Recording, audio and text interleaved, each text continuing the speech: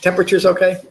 Not too hot, not too cold, just right.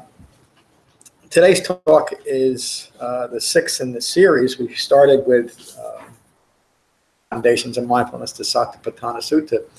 We started with the instructions the Buddha gave on applying the four foundations of mindfulness during meditation, to be mindful of our breath in our bodies, our feelings, our thoughts, and how those three components contribute to the quality of our mind.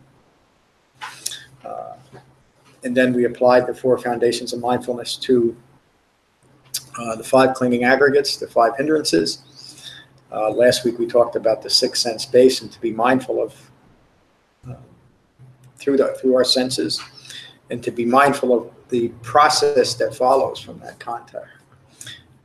And today we'll talk about being mindful of the 7 factors of awakening. And then we'll talk about mindfulness in relation to the Four Noble Truths. And then the Buddha concludes the sutta in a remarkable way. He provides some guarantees for what we can expect if we actually apply mindfulness in the way that he taught it. The Buddha continues in the sutta. Furthermore, one remains mindful of the quality of mind in reference to these 7 factors of awakening. Remain mindful that mindfulness is a factor of awakening within me. I mean, we need to be inwardly focused and mindful in the way that the Buddha's now outlined. Mindfulness as a factor of awakening is not present. Be mindful that mindfulness as a factor of awakening is not present within me. Simply be mindful that you're not being mindful. But it's important. I mean, it does sound silly to say that, but again, the Buddha thought that it was so important to point that out in the beginning of this aspect of mindfulness. To be mindful that you've lost your mind in some way, you're distracted in some way. And remember the progression. You're distracted by probably sensory input, of the need for constant sensory input, which is the same as saying, I need constant distraction. Tension behind being less than mindful.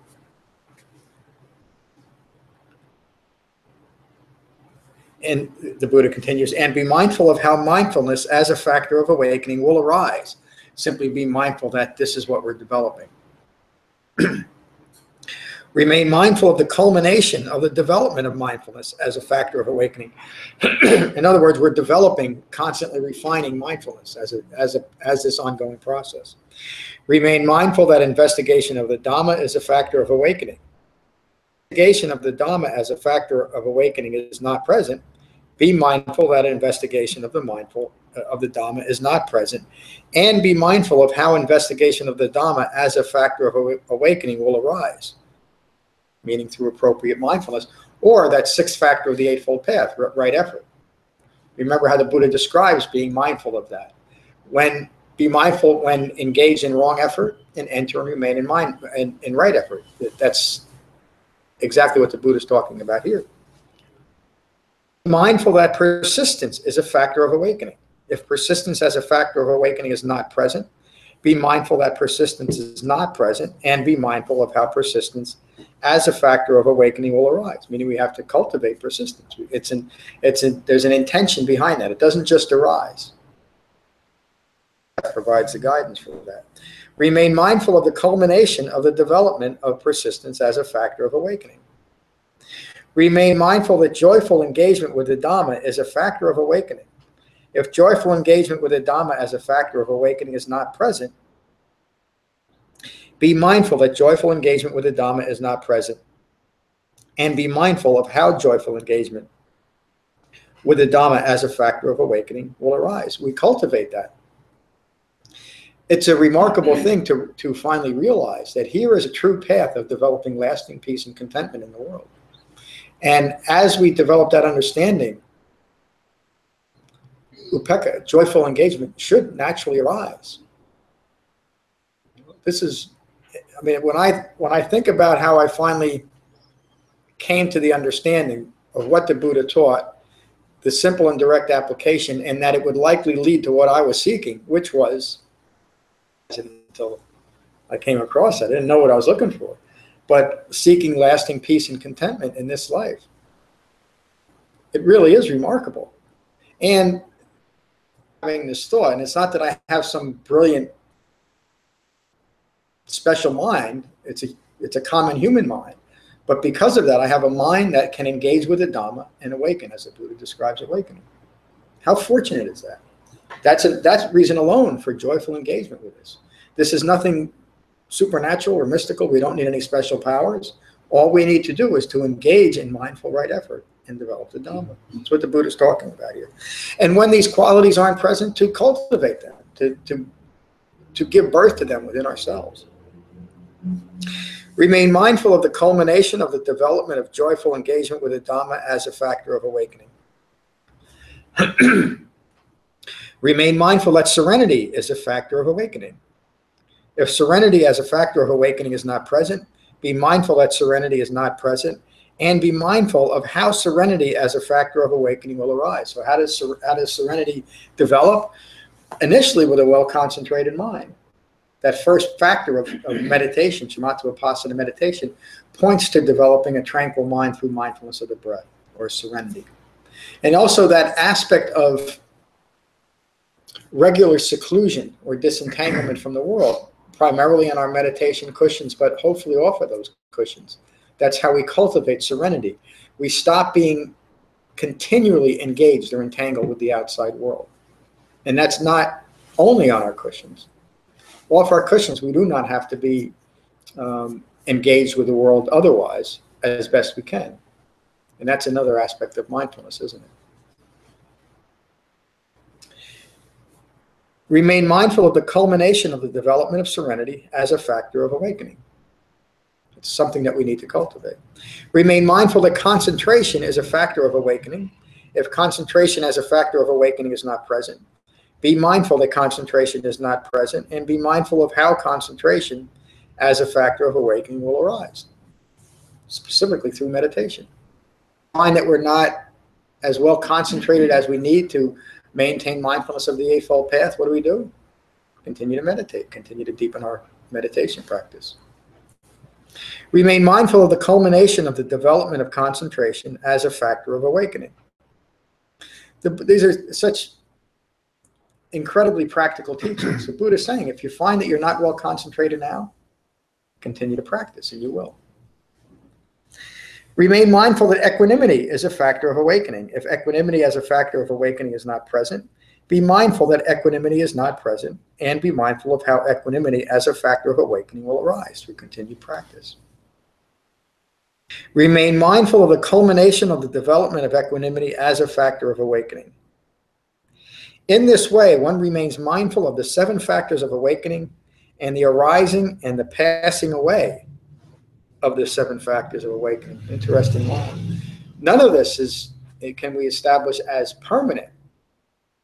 And so if we find at any point that we are less than serene, or our minds are less than equanimous, or we're not well concentrated,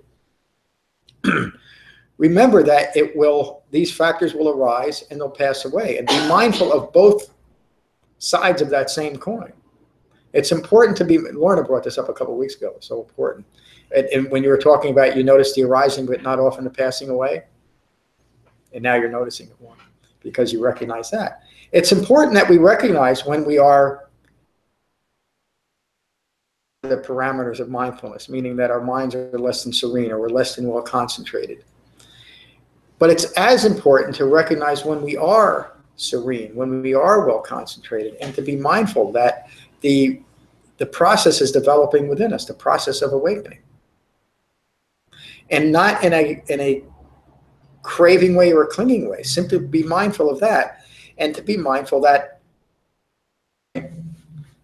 being well concentrated, having a peaceful, contented mind, may be impermanent, and that's okay. To be at peace with any quality of mind. And that avoids the need to start clinging to a pleasant quality of mind, to a skillful quality of mind. Oh, I've attained something. I got to hold on to it. Because what are we setting ourselves up for? Just disappointment, and that disappointment leads to further distraction. And it can lead to, remember when we talked about the hindrance, the one hindrance of doubt and skepticism.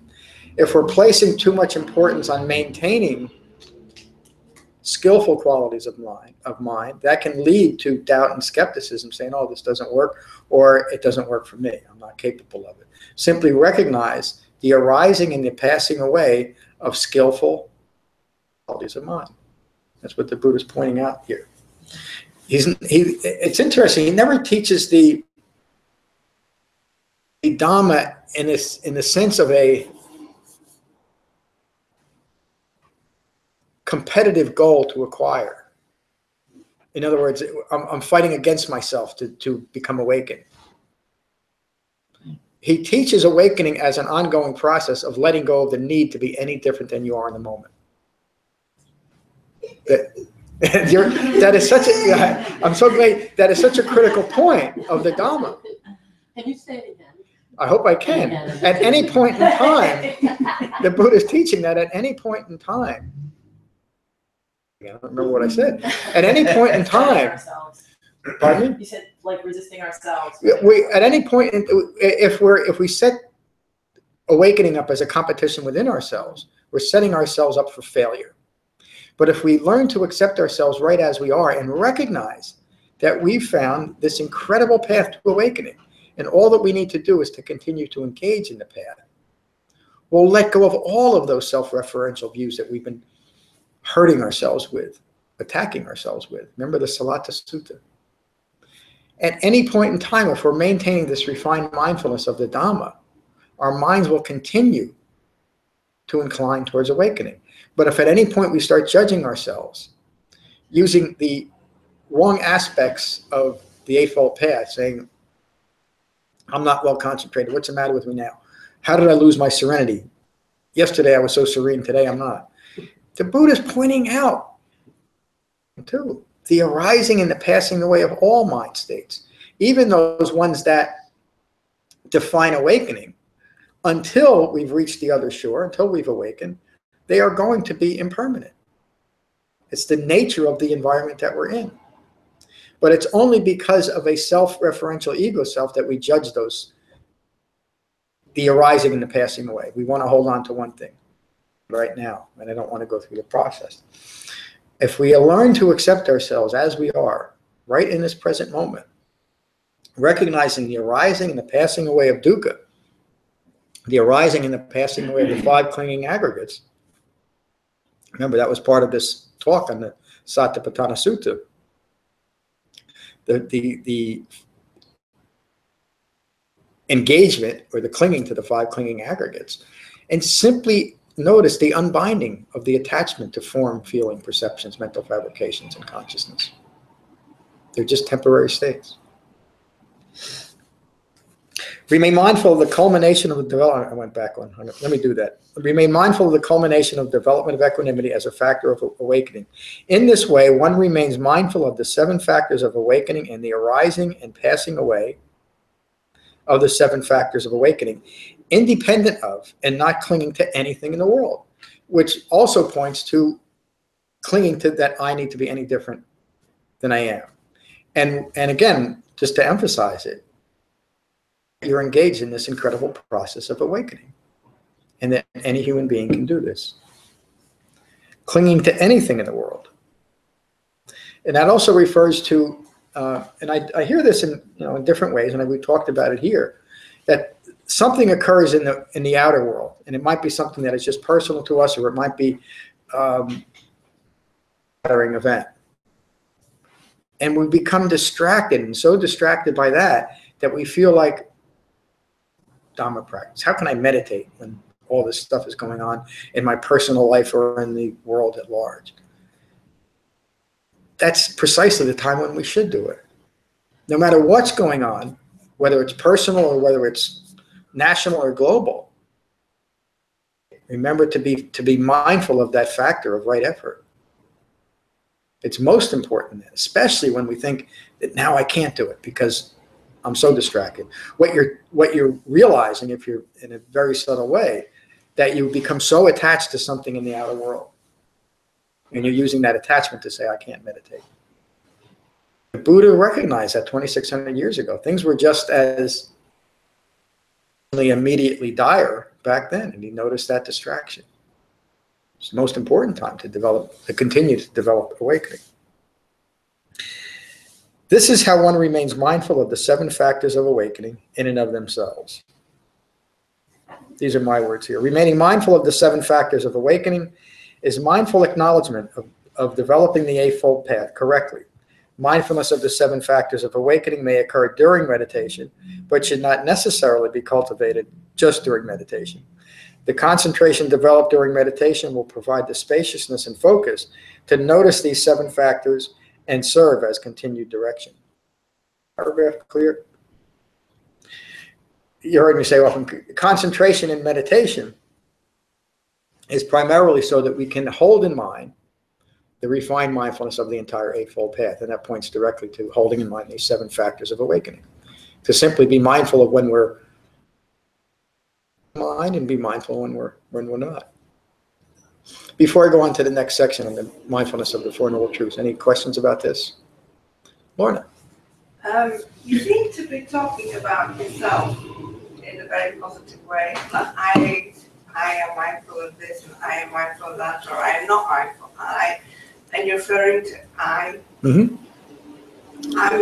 I'm getting very confused with Avatar that, you're not yourself, and my head's beginning to spin with it. I don't know when to refer to myself as an I, or when not to think of myself as I. Thank you. It really is a good question, because it can be very, very confusing that we're not supposed to have any self-referential views. When you're engaged in Dhamma practice in a dispassionate, impersonal way, you can apply the mindfulness in that way. It simply helps you to keep focus. And the subtle thing in that, and what I just talked about, is to not become in competition with yourself harshly. And that's how you avoid going from engaging in something, which is as incredibly personal as Dhamma practice is, but being able to do it in an impersonal way, to not judge yourself harshly. And that's how you avoid the I-making in it. It can be a confusing aspect, especially when you're losing the focus of the Eightfold Path, that there's no such thing as me. Now remember, the Buddha didn't say there's no such thing as a self. He simply said that the views that do not constitute a self, let go of those views. And this is a way of recognizing those views and letting them go and developing right view. So awakened right view is a quality of mind that is non-self-referential. In other words, that whatever is occurring, the mind is simply a reference point to what's occurring in the world. And there's no me in it. There's no need for me to judge it in any way. There's no need for me to think that things should be different. And specifically in Dhamma practice, as we're recognizing skillful and unskillful qualities, we do it in an impersonal way. There's no me here. I'm not judging myself harshly. Is that clear? Does that help that? I'll listen to the tape again. It's a lot to take it, to really think about it and work it out, in a positive. So I understand it. I would need to maybe listen to the tape again. Yeah, I hope so. Maybe a few times. I know it was something that I struggled with for a very long time until I understood. And this is where people that haven't had much of a engagement with modern Buddhism or Buddhism in general have an easier time, because it's often portrayed that there is no such thing as a self, and that the self is part of this grand emptiness scheme. And that's not what the Buddha taught. The Buddha is not teaching annihilation. He's simply teaching to let go of ignorant views. Origination says, from ignorance through 12 observable causative links, suffering arises. So the Buddha is teaching to be empty of views rooted in ignorance, but he's not teaching annihilation of a self. Remember, the Buddha was a human being who awakened, and he spent 45 years of the most effective life any human being ever lived. He didn't vanish. There was still a human being engaged in what he did for 45 years. He simply had disentangled himself from the world, meaning that the world didn't need to be any different than it was, and he could go on living a peaceful, contented life. I don't need for anything to be different. That's what this is referring to. And that's the problem. It's when you get caught up in a self-referential ego self that difficulties arise. And the only reason that a self-referential ego self arises, the only reason that anatta arises, the only reason that 5 clinging aggregates arise is from ignorance. Diane had her hand up.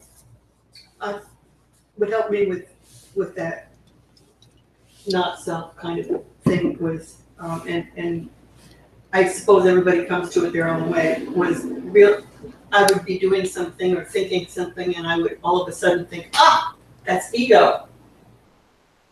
And when I recognized an ego thought that put me down, that made me better than somebody else, that thought I knew the solution to everything, or something like that, I said, oh, okay, hello ego, and it would just whoosh, bring me back into the words non-self and stuff like that are kind of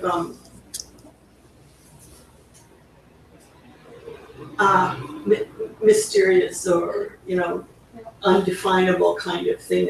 It's like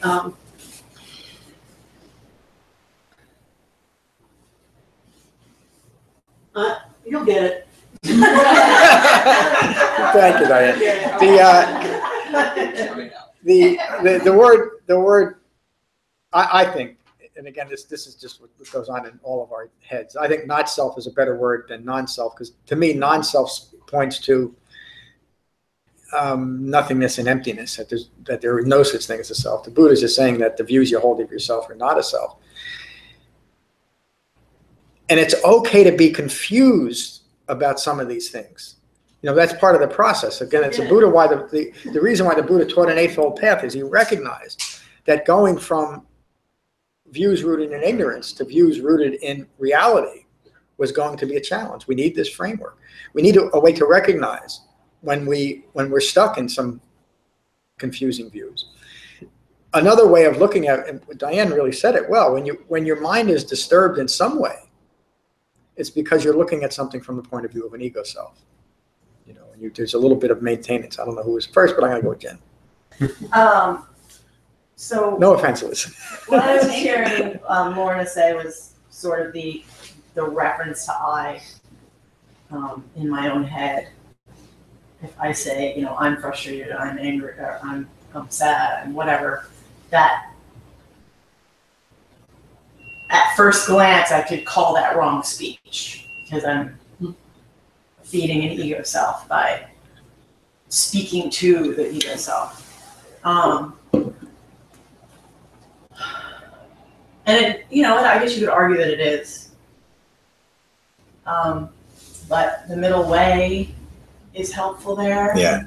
Where you say, okay, well, I'm still on a weekend. So I have to at least allow these thoughts and feelings to arise. Yes. In order to mindfully observe them.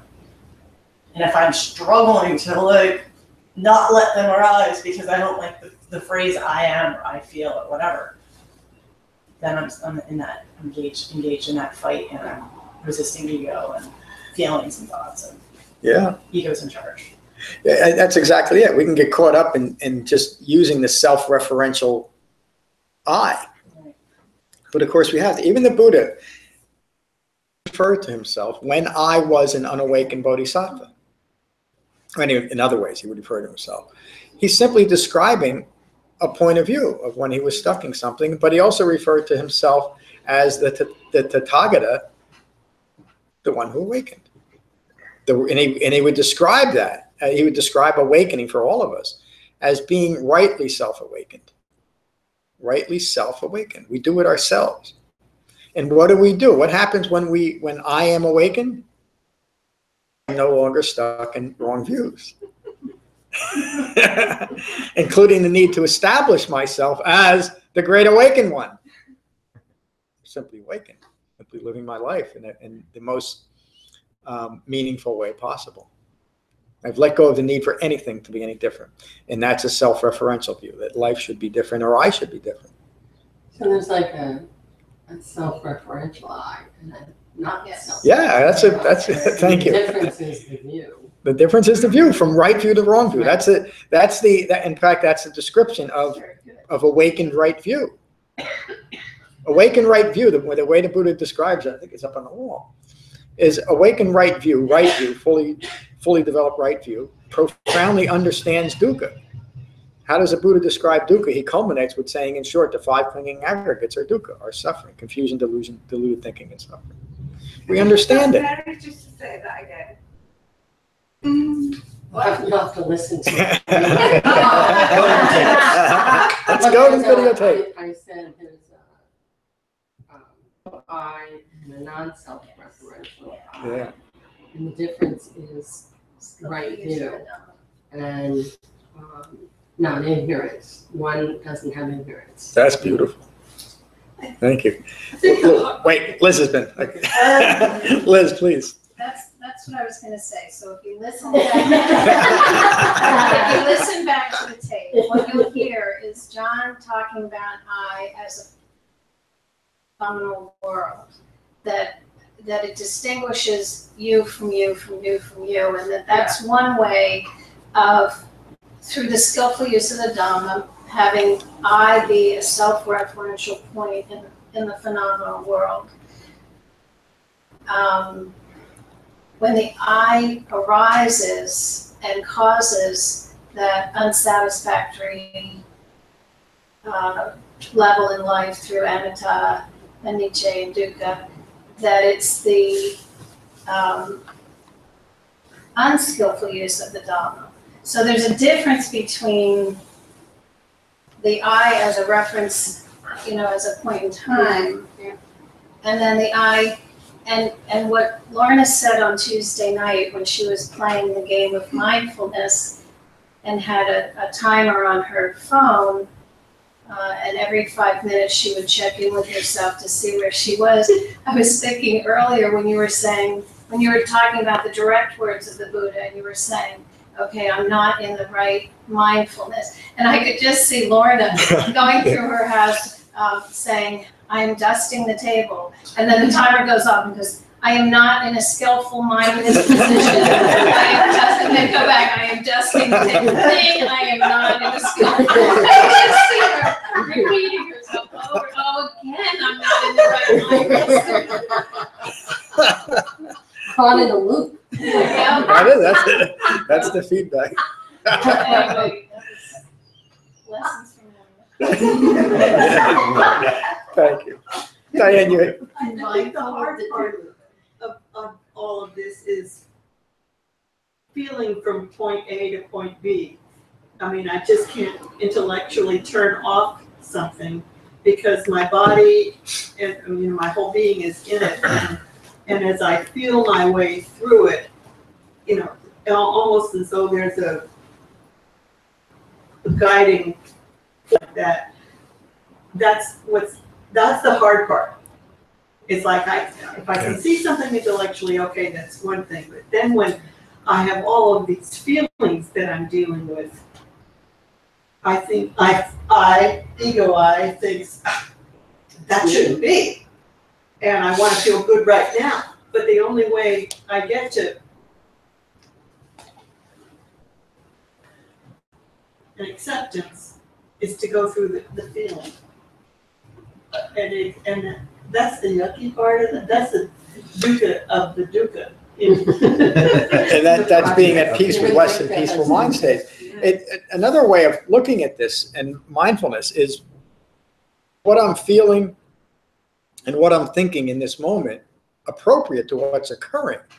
Meaning, another word for appropriate would be accepting, because it is, or am I, when we're struggling with ourselves in relation to the Dhamma and all these confusing questions that can arise, is it appropriate for me to be confused in this moment? Of course it is. It's what's occurring. Be at peace with that and come back. That awakening is full human maturity.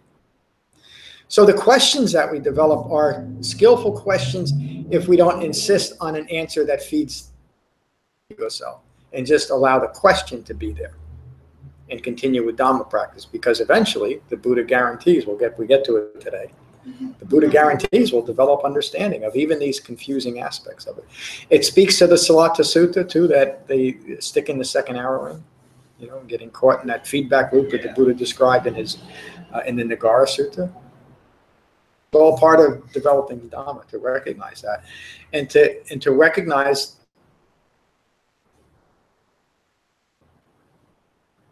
that all feelings and all thoughts are appropriate if they have no self-reference in them.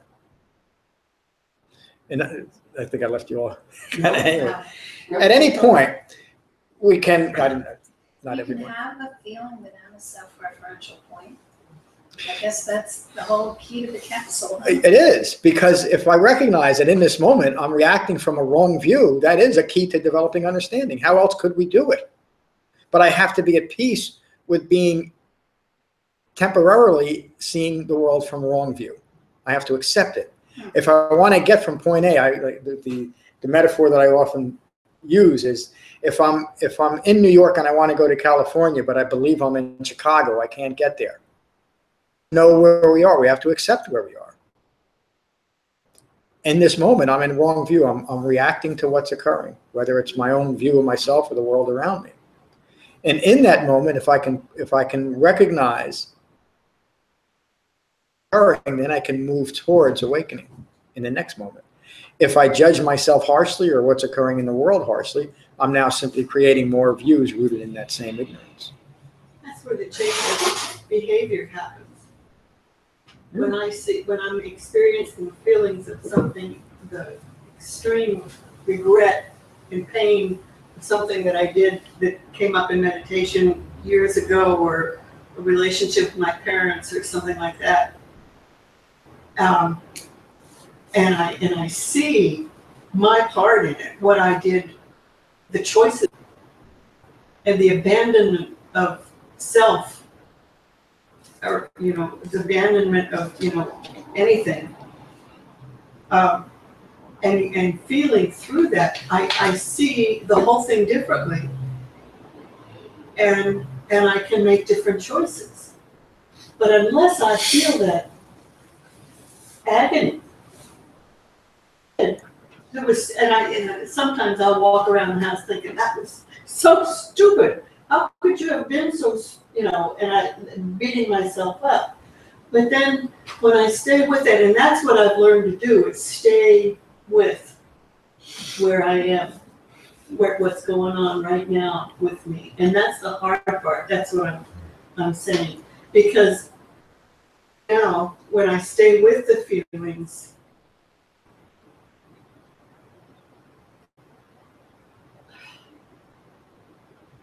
what is it? The narrative remains, the emotional attachment is gone. Yeah. And it's like, I can see with equanimity myself. Then I didn't know any better. And you know, we don't use the word forgiveness, but the Acceptance. but Acceptance. kindness toward myself is so freeing and relieving of so much baggage. but that's the hard part again, is staying with myself and feeling those feelings, and not, you know, I mean, the condemnation may even come. That's where the whole thing, to me, starts to come together. The impermanence. I feel these things. I allow them to be what they were, and then they're gone. The story, you know, the narrative may be there, but the feelings that I have harbored in my body in various ways and in my mind, that have kept me doing the same thing over and over and over again because of those you know, mistakes or the error thinking that I did in the past. Once I've experience them for what they are. So many times, I have done some, I can even see myself sometimes doing it now. I'll do something and I'll think, oh my gosh. And then life is happening around me and I don't get a chance to feel it at all. And I just whoosh, and rushing through. I mean, there's not there is not the time to just circumstantially. And because I continue to meditate and have the Eightfold Path in my mind, I revisit. I go back and I take the time to go through the situation again and feel what I didn't feel. The ego's number one trick is to get me sidetracked. That's another way of saying that you recognize the passing away too. What you're first describing, getting stuck in the world, is you're only stuck in the arising. You don't see the passing away, so you never understand impermanent. And that distraction of ego Yeah. to distract you. Oh, you don't need to do that. You don't need it. That's okay. That's okay. That's, for me, the importance of recognizing. Yeah, and that's the constant distraction of the ego too. The need to do that. It's a very subtle strategy of maintaining ignorance, isn't it? You know, which is the sole purpose of an ego personality. Diane mentioned the word emotion. An emotion, a good description of an emotion, is a thought attached to a feeling, or a thought clinging to a feeling, meaning something has arisen, and I decide that it must be different in some way, more or less. I don't like it, I like it, whatever it is. And remember, we talked about how that sets in a subtle obsession around whatever that object is. And we keep creating, we get into this feedback loop, conditioned mind keeps creating the same situation over and over again. Liz. So this is the point that you've made in terms of the awakening, is that if you, through the skillful use of the Dhamma, transfer those kinds of thoughts that are trying to distract you into those meditations, what you were saying, I am, what the Buddha was saying about, I recognize that I'm not in a mindful state, or I recognize that I'm not. So that's all part of the concept of choose your thoughts. Yes. Learning to think what you want to think when you want to think it. It's another way of describing a fully awakened, fully mature human being. You're in complete control of your thoughts. And wouldn't that make sense? That as a fully mature human being, I am in control of. Even when the Buddha describes why not self is not a self, he says it because you're not in control of it. How could it be a self if you're not in control of it? It can't be. Why would you even describe something as a self that you're not in control of? Doesn't make sense. Even that idea is rooted in ignorance. This is me, but I can't control it. Who would want to me like that? But I know that for a great portion of my life, I was in absolutely no control of what I was doing. I was driven by obsessions and compulsions and wrong thinking. I did a lot of things. It doesn't mean that I never did it right. A thing rooted in reasonableness, but a lot of the choices I made were rooted in wrong view, and they led to suffering. It's just an example of 5 clinging aggregates. 9:45. I think we've really covered a lot today. So I think we'll conclude this maybe next week. Is that agreeable? I mean, I think we've covered enough. I'd like to have just go around the room. There really is a lot in this Four Foundations of Mindfulness. The sutta, the Satipatthana Sutta, unfortunately another one of those suttas that have been adapted and accommodated to fit other views. But the entire instruction for developing the Dhamma is included in the sutta, and I guess that's why it's taking us nearly 2 months to get through it in a reasonable way. But this is the right application of mindfulness. This is how we should be viewing the world if we're inclined towards awakening, towards developing full human maturity. And this in this reasonable way. And if you look at every one of these things that the Buddha is teaching and pointing to, they're all reasonable, they're all logical. It's what a person whose thinking is resting in reasonableness would want to think, like Liz pointed out. We learn to think what we want to think when we want to think it. We gain control of our thinking. And if we gain control of our thinking, we've now gained control of our entire experience of our life. It doesn't mean that we now can manipulate things around us. Earthquakes are still going to happen. Elections are still going to go on. People are going to be born and die. You know, people are going to come in and out of our lives on a personal level. But we will stop reacting to it because we have developed the ability to control our thoughts. And even that word control sometimes has a connotation people don't want. I don't want to be in control. It sounds too rigid, but it's a very gentle control. Remember, it's a control that's not referencing a self anymore. Monitor a self, yeah. Constant vigilance, you know. And this can even happen in Dhamma practice. Is my thinking right? Instead of whatever's occurring, accept it. Because it's what's occurring. It's Lorna's idea of the point of the arrow. When she talks about in this moment. Yeah. Right there. It's just that sharp. There, yeah. And then it's right there. And just that pointed. The Buddha says the wise understand the danger and even the slightest deviation from the path. And again, it doesn't mean that we should be hyper-focused now on the Eightfold Path.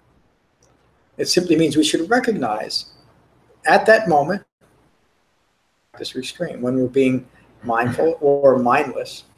Another way of saying mindless is to be holding in mind things that are arising from wrong view. It's an aspect of mindfulness, but it still leads to mindlessness. It's a lack of concentration. There's a lot here. So before we go around the room, are there any questions related to today's talk? And what to look forward to.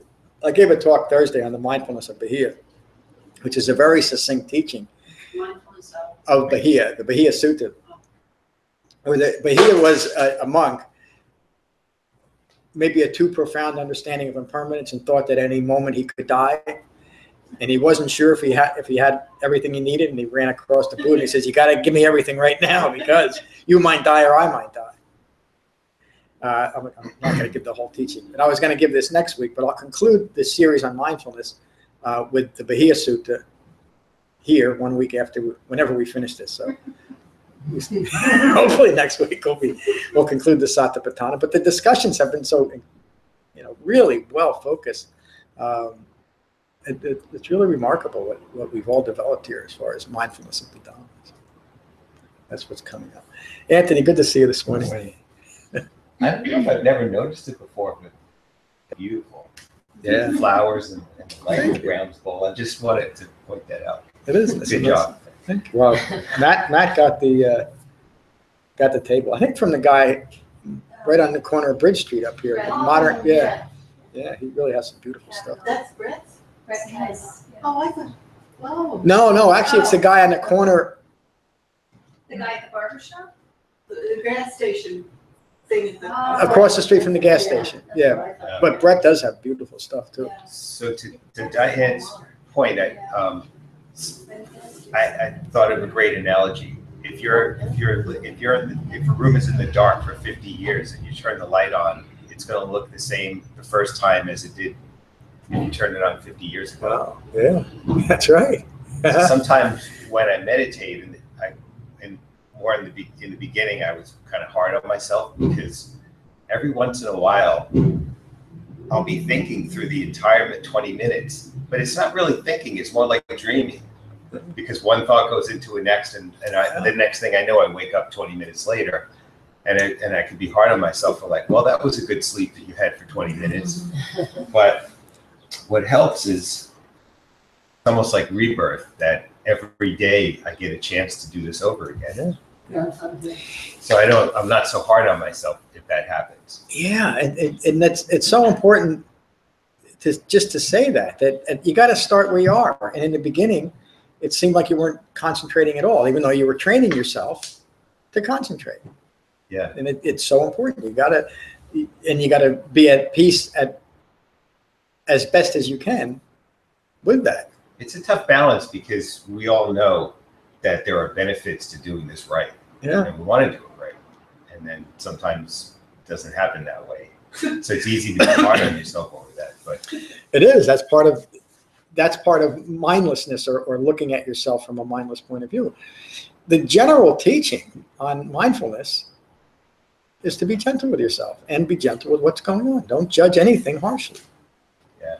And see things clearly. To your other point, when you talked about how people use distraction as an excuse, I was thinking about that. If you talk to people about why they don't meditate, most of the time the reason it leads to some level of distraction. Yeah. I'm too busy. Yep. I don't have time with my life. I just think too much. I can't do it. Those are all excuses of I'm too distracted. Yeah. Really. Nearly everyone that I've ever taught told me the reason why I want to meditate is because I got this monkey mind. I can never stop it. And the reason why people stop is because they say, I can't stop this monkey mind, which is precisely why you did. But it is a difficult, almost painful quality of mind to have. You know, when I think every one of us has been through it at some point, most of us. And you continue. You be at peace with less than peaceful mindset. Yeah. You be gentle with yourself. Eventually, maybe you get to the point that Diane mentioned where you recognize you have this thought, but you don't have to bite down on it, right? Yeah. You don't have to believe it. It's sort of like, I think that we have these embedded patterns, and maybe through not biting down on it, it'll eventually go away, but it takes time because it's ingrained in you for so many years. Are you going, Diane? No. Oh, good. I'm sorry to interrupt you. Good. It's just become so ingrained with so many years of conditioned thinking. It takes a while to get rid of that pattern. Take care of it. It does. I'm clearing the room. That's it. I'll stop talking now. That's all part of conditioned thinking. Yeah, pretty soon. All right. Yeah, you got to stop. All right, I'm done. Thank you, Anthony. Good morning, Jen. Good morning. Good to be here. My practice is going well.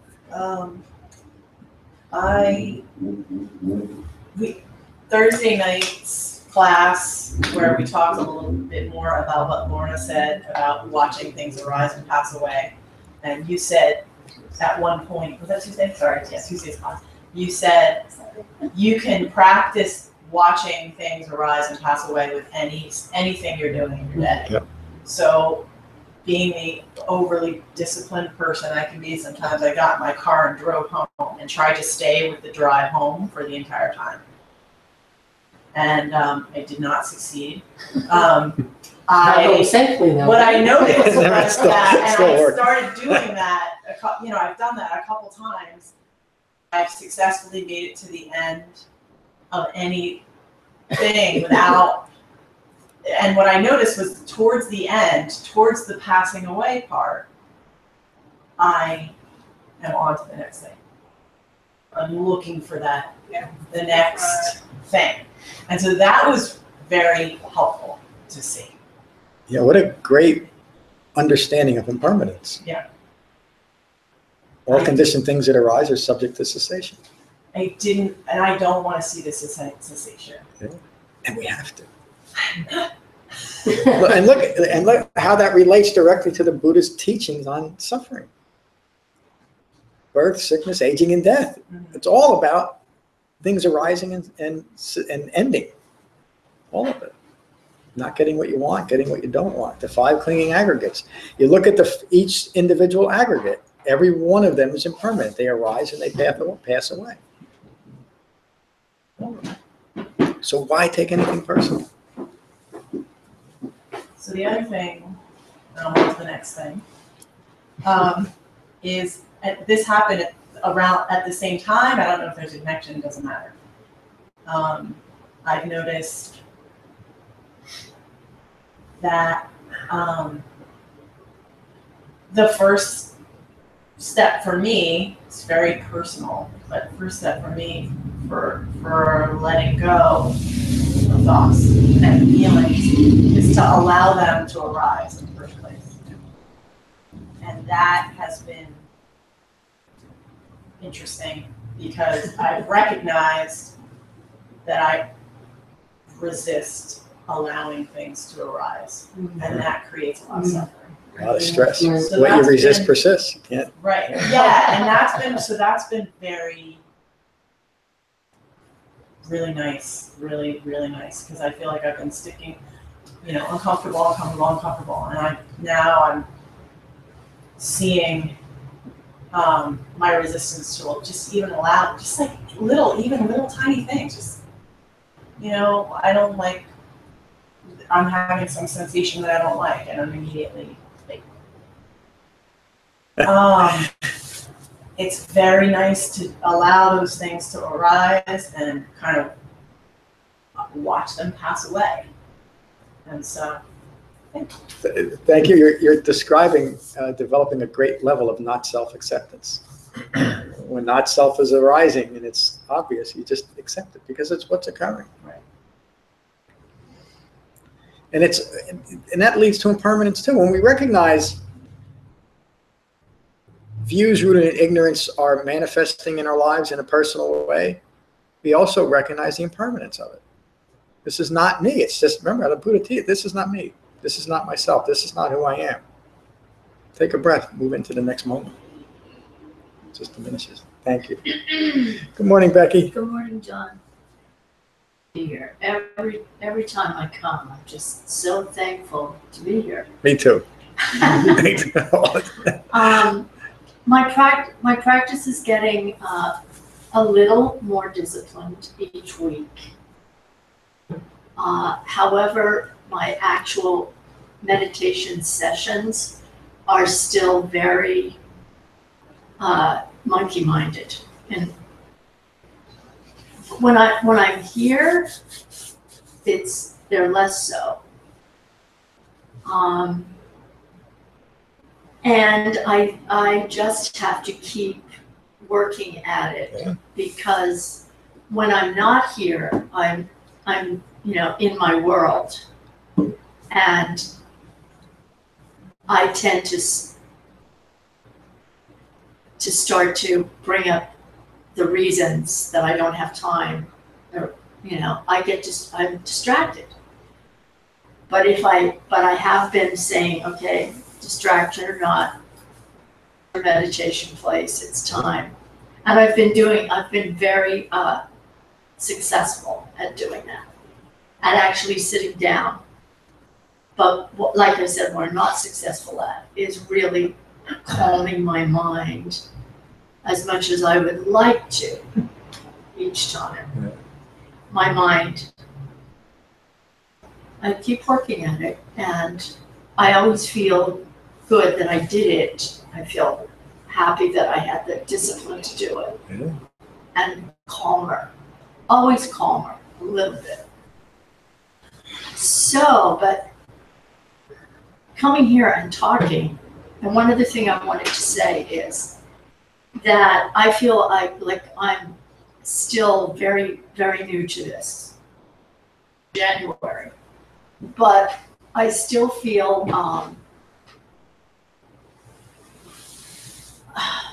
that reading the Dhamma makes me feel good.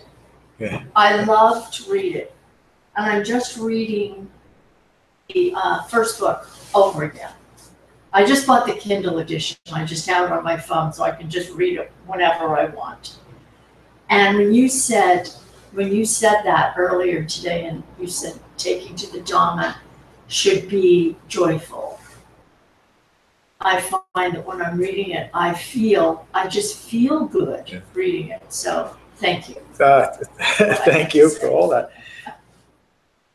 I did too. I remember when I first came across the Buddha's words as preserved in the Satipatthana. That's how I felt. Wow. And I got a library of 300 of them. I don't want to get into how they always left me a little confusing. What's going on here? But when I read these words, even though they're presented in a way that's difficult to read. It was like, wow. Well, I think reading your book over again, the first time I read it, I was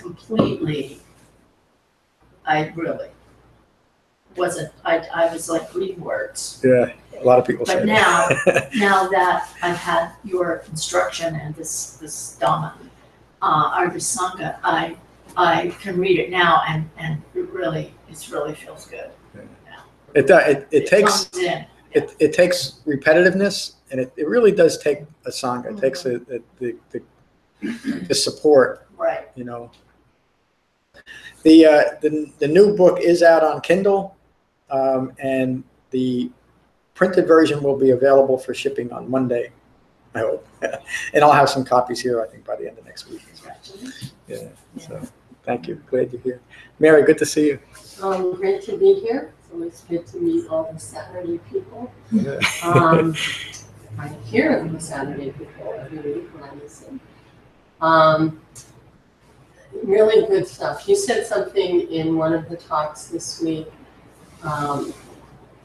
or it could have even been last Saturday's talk, about how the mind, I'm not saying exactly how you said it, but how the mind and the body wants to be in balance. I mean, it wants to be at peace.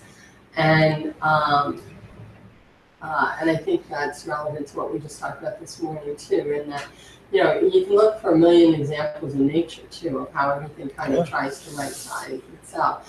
And so it's a human condition that we upend that, and now we're all trying to get back to the natural state that the mind and body wants, the equanimity of it all. I mean, that's really, you know, it's you know, not to be silly, but it is a lot like, oh, it was always inside you all along. Yeah, it is. And to know that is that it's already there, so it's attainable. It is. You can do this. Yeah, anybody can do it. Yeah, it's really great. The other thing I wanted to share is my husband is reading your book, and so I look forward to the grand book signing, and I'll introduce him to you. Wow, great! Yeah. We're gonna talk to. I don't know her name yet. Even I guess it's a woman. I don't know why I'm assuming that owns the art yard, and see if we can put that together for early fall. But that's a great idea. Put together what? Like a book signing community day kind of thing. I'll give a little talk, and we'll see what happens. But Mary came up with that great idea last week, so we'll see. Refreshments. Yeah, we'll do. I mean, I guess if we don't do it there, that was the first place. That's a good suggestion, but we'll figure something out. Yeah, we could. You know. Yeah. Diane, good to see you this morning. Oh, it's good to be here. I don't even Thank you. Good to see you. That's okay. Tell Deborah I said hello. I will, thank you. Good. Bye, everyone.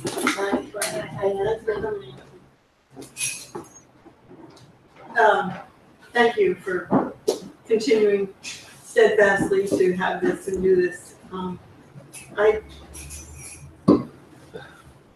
am happy. I don't have anything. I think this is not, I think early on we said, when I started coming, you were saying, this is not for the faint of heart.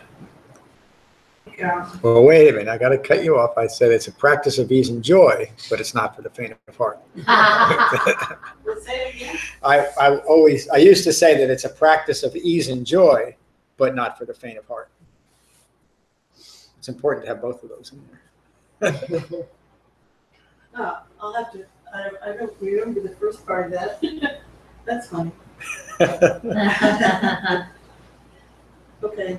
But anyway, it's what it teaches me most of all, I think, is to stay with my non-self, stay with myself. You know, I think I too often would abandon myself through distractions, through thinking I was wrong. Yeah. I'm not doing it the way my mother wanted me to do it, or my father wanted me, or my brother wanted me to do it, or I'm not doing it the way yada, yada, yada, yada.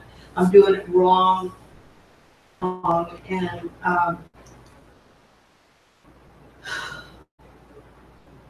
going through those feelings is, and so I would abandon myself, like, definitely leads to low self-esteem, and thinking that I wasn't, worth anything or valuable. But the more I practice this, the more this is, don't take this wrong, Lorna.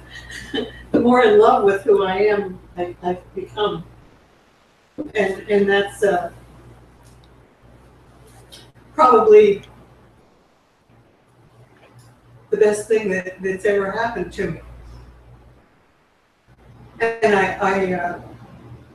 I read a lot, and one of the things that I am thankful for is the Metta and the placing of loving who I am.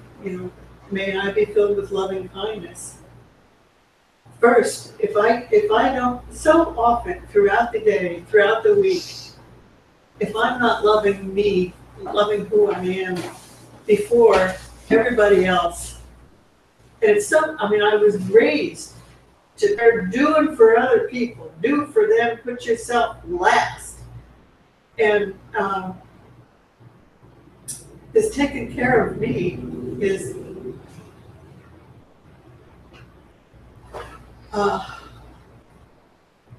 first is I can't put enough, I don't know, it teaches me to respect who I am, teaches me to listen to who I am, and none of this is the anyway. It enables me to validate, to be validated, and then once I kind of experience that, and it's not just intellectually or emotionally or anything like that. It's about my whole body. Mary was saying that. The other day I looked at my hands and I thought, when my kids were born, I counted their fingers and toes 1,000,000 times, just so tickled that they were all there. And I looked at my hands and I thought how I treasured the hands of my children and the feet of my children, and I would, and touch them. And I thought, gee, I don't know that I've ever done that with my own. Look at my toes differently and touch them. And it's like, and I continually search and find new ways to feed my body the fuel that it needs, and not the fuel that my ego thing or something advertisement tells me I want. This is a whole WHOLE path, journey that just continues to out as the desert with little cactus flowers and vines and stuff, and waterfalls are beginning to decorate the landscape. Thank you, Diane. Glad you're here this morning. Liz, good to see you. Good to see you. It's good to be here. It's nice to see you. I have nothing to say that I haven't already said, so thank you. Thank you, Liz. I'm glad you're here. Lorna, good to see you. Good morning. Good to be here.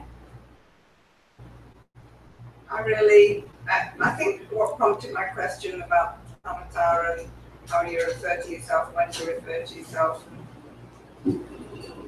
I think I asked that question because that's what I'm thinking about.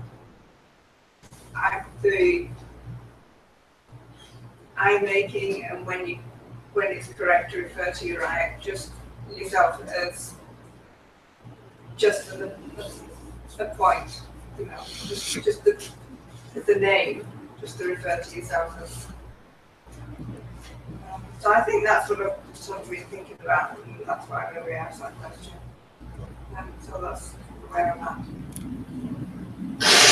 And just, I'd like to just point out that a lot of the discussion, a lot of people said that there's been a lot of, when you are sort of kind of stuck in these questions, you know, just be gentle with yourself and be kind with yourself, and this is a process, and don't get disheartened. And there's been a lot of sort of like nurturing talk of your own Dhamma practice was being said this morning, and thank you for that.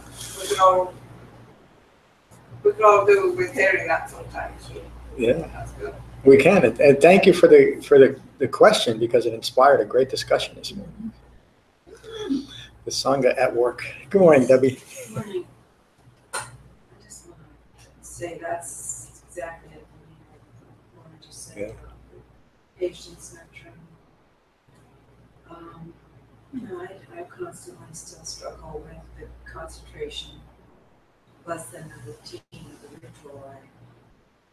I'm pretty good at the practicing. It's just I don't feel like I'm practicing when I'm practicing, because just what Becky was saying. And I've been doing this over a year now. But I remembered something helpful when I was in a postgraduate course at Johns Hopkins. It's all about Asian meditations. And I remember the woman who gave it said, I've been doing this for years.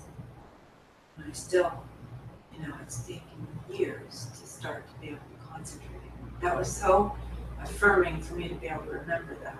To hear this woman, she taught it, she was doing it for years, and she was, you know, it's more than a daily practice, it's more than a year practice, you know.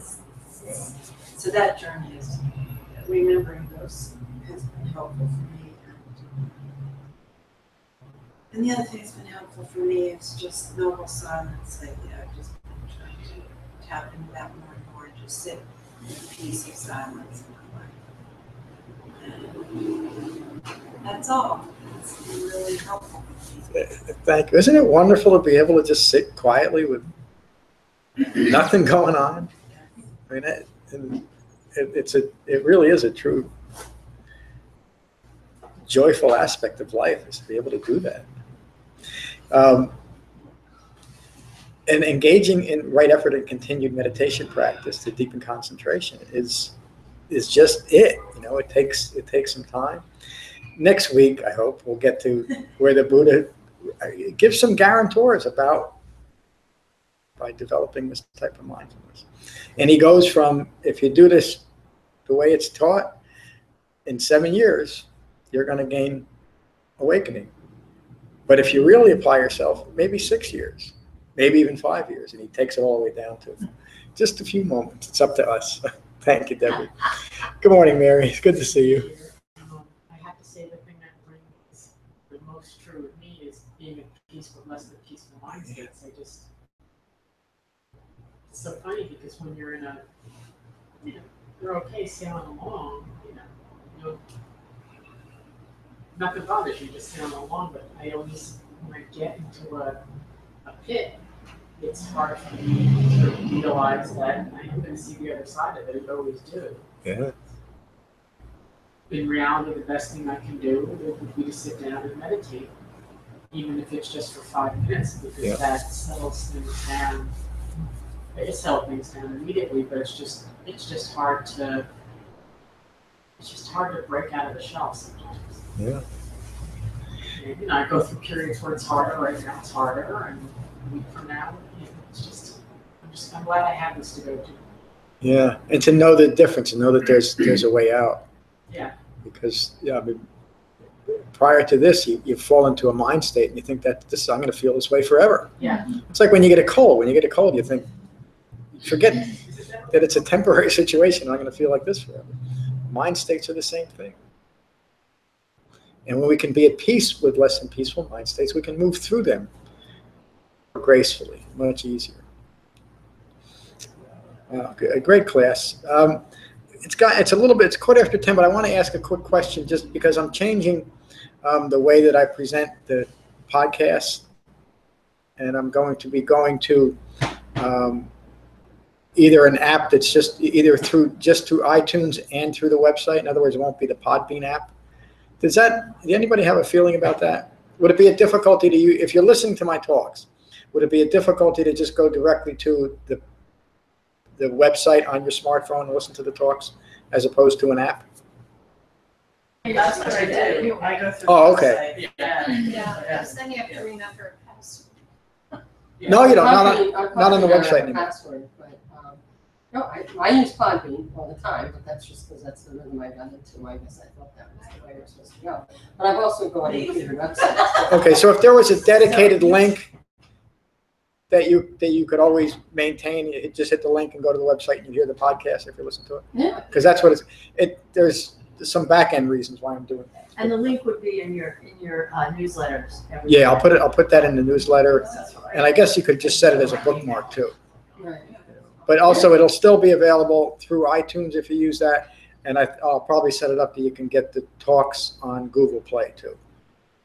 Places that they're in reverse order, on Podbean, I don't have to look for what happened this week. I mean, the newest talk Yes. it comes up on top. This will be the same way. Okay. It'll just be directly on the website. Great. Good. Thank you for the feedback. Thank you for a great class. We'll finish with Metta as we always do. And I think we'll conclude this series next week, but you never know. So find your relaxed meditative posture. Gently close your eyes and gently close your mouth. And again, take a moment to become aware of the sensation of breathing in your body. And let that mindfulness of your breath cease any distracting thoughts to the past or to the future, or that may have arisen from our talk today. And these are the Buddha's words on Metta from the Karaniya Metta Sutta. This is what should be done by one who is skilled in goodness and who knows the path of peace. Let them be able and upright, straightforward and gentle in speech, humble and not conceited, contented and easily satisfied, unburdened with duties and frugal in their ways, peaceful and calm and wise and skillful, not proud or demanding in nature. Let them not do the slightest thing that the wise would later reprove. Wishing in gladness and in safety, may all beings be at ease. Whatever living beings there may be, whether they are weak or strong, omitting none, the great or the mighty, medium, short, or small, the seen and the unseen, those living near and far away, those born and to be born, may all beings be at ease. Let none deceive another or despise any being in any state. Let none through anger or ill will wish harm upon another. Even as a mother protects with her life her child, her only child, so with a boundless heart should one cherish all living beings. Radiating kindness over the entire world, to the skies and downwards to the depths, outwards and unbounded, freed from hatred and ill will. Whether standing or walking, seated or lying down, free from drowsiness, one should sustain this recollection. This is said to be the sublime abiding. By not holding to fixed views, having clarity of vision, being freed from all sense desires, is not born again into this world. Thank you all for a wonderful class. Peace. Thank you. Anybody want to go to coffee or breakfast? I have a lot of stuff to